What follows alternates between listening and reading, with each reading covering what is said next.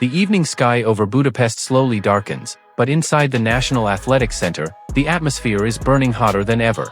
The track glows under the stadium lights, a deep purple strip surrounded by tens of thousands of spectators packed shoulder to shoulder. The sound is not chaos, it's tension. A low, constant roar that never fully breaks, like the city itself knows something historic is about to happen. This is not just another championship final. This is the race everyone circled months ago.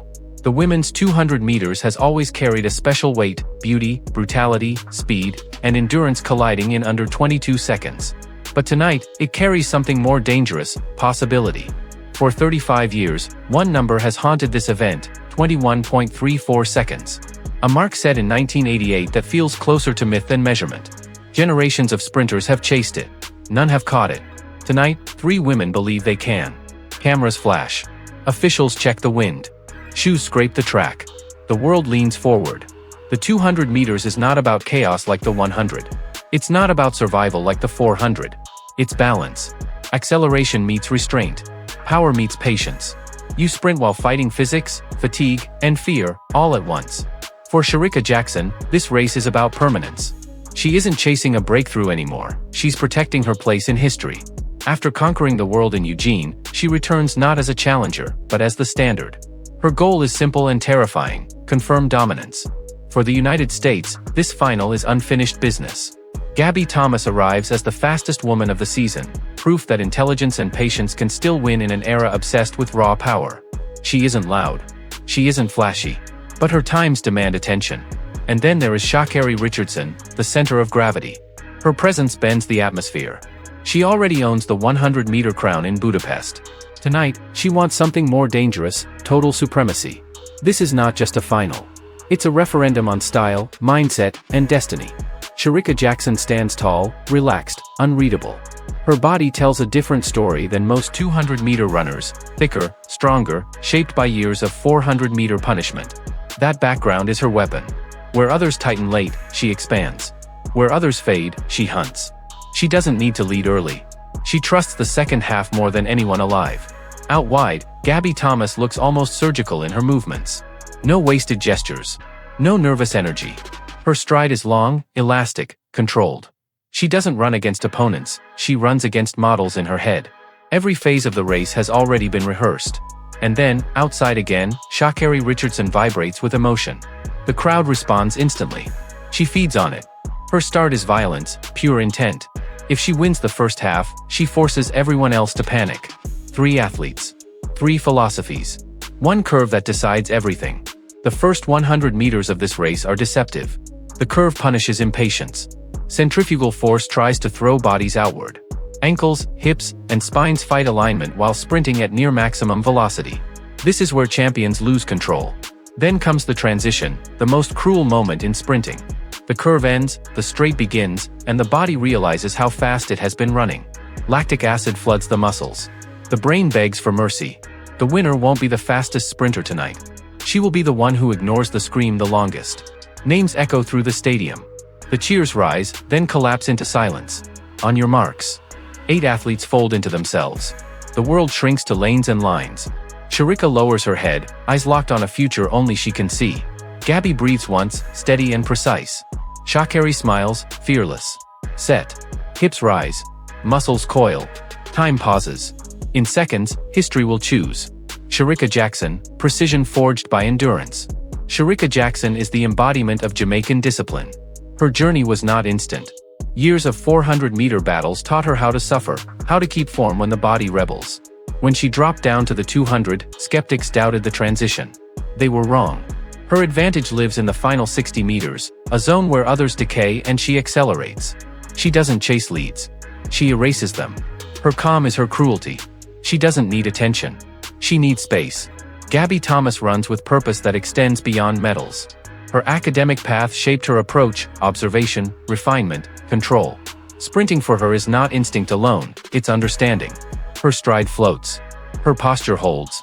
She absorbs pain without distortion. After facing serious health uncertainty early in her career, every race became a gift. That perspective sharpened her focus. She doesn't race emotionally, she races deliberately. Her weakness has never been courage. It has been time. Sha'Carri Richardson is not just an athlete, she is a moment. Every chapter of her career has unfolded publicly: brilliance, collapse, rebirth. She carries weight others don't. Expectation, judgment, narrative. But under pressure, she thrives. Her 100 meters is her kingdom. The 200 has been her challenge, endurance versus explosion. But Budapest showed evolution. Discipline layered over fire. She doesn't want to be remembered quietly. She wants to be undeniable. All three are chasing a shadow cast in 1988. For decades, Florence Griffith Joyner's mark stood isolated, controversial, unreachable, sacred. But the gap is shrinking. 21.45. 21.60. The impossible feels closer than ever. This rivalry, Jamaica versus the United States, has dragged the event into a new era. Faster, cleaner, relentless. This race is not about gold alone. It's about whether the modern era is ready to erase the past. And as they explode from the blocks, one truth becomes clear. The clock will decide. History will listen.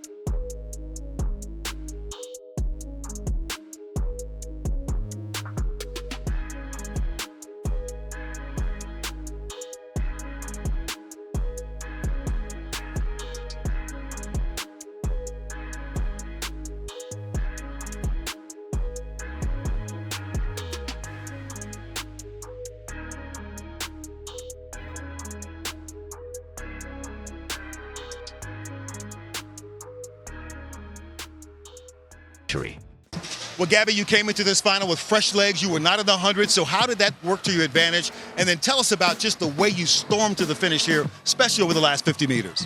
I mean, fresh legs, you never know. The 100s may have helped, they may have not helped, but I knew that I was going to have to come in hot, and so that's what I did. I did some time trials before that to get my legs moving and get the feel of it. But that was a fast race. So I was shocked looking at the screen afterwards, but, you know, I ran my race and I stayed composed, so I'm happy with silver for now. We were watching you struggling with some injuries back in 22, but how did you and Tanja Buford-Bailey, who's a bronze medalist on the Olympic stage, really lock it up together to get yourself ready to be out here and come out here and contest the way you did?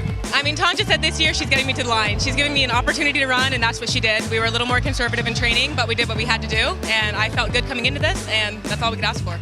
I have seen your face on billboards and buildings around Budapest. What would it mean to have the same in Paris, knowing you're going to be there if you make the team, to go out there and try and contest for something special?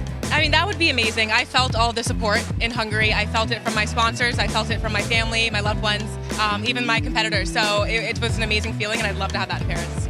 Gabby, congratulations on that silver. Can we see it? Thank you. Yes. Thank you.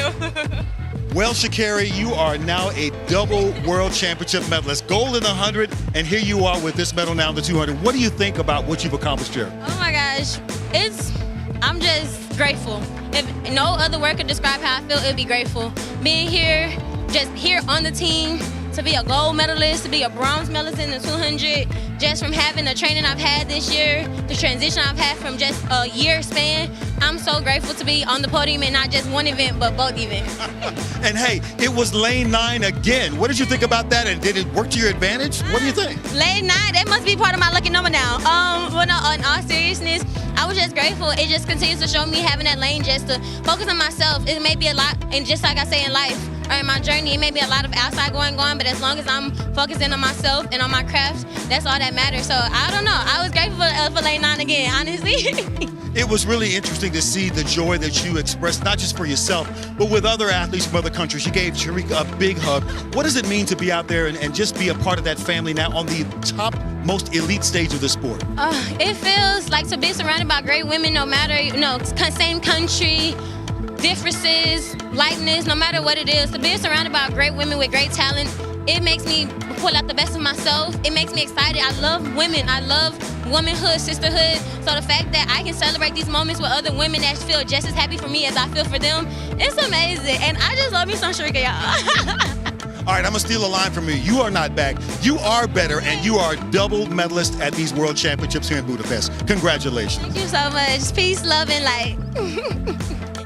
Well, Shericka, you go from the silver in the 100 on Monday night to now just dominating this 200. Can you just explain what it felt like to be so far ahead in the cross with that goal tonight? Honestly, I wasn't even aware I was that far. I just wanted, as I said, I think yesterday I run the curve a little bit conservative, and I think coach was like, look, I want the curve real hard.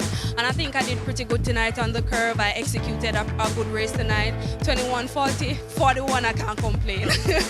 Can you help fans at home who watched you do this tonight understand what it's like to be in a zone like this at this moment of your career? Honestly, it feels really good to know that I usually run the 400 and I step down to the 200 and doing so well. It's just a living testimony, you know. You just can create history in your own lane at your own pace and never to give up. 21:34 from 1988, Flojo. Is that in your sights this season? Definitely. You know, I'm pretty close. As I said, I've always said, it's on the card. I'm just not like going in every race and like, oh, I want to break the world record. Once I execute a good race, I definitely will get there. 21:41 tonight. I'm pretty close. And I have a couple 200 this season. So hope coach and I can work on the weak points and maintain the strong points, and we definitely get there.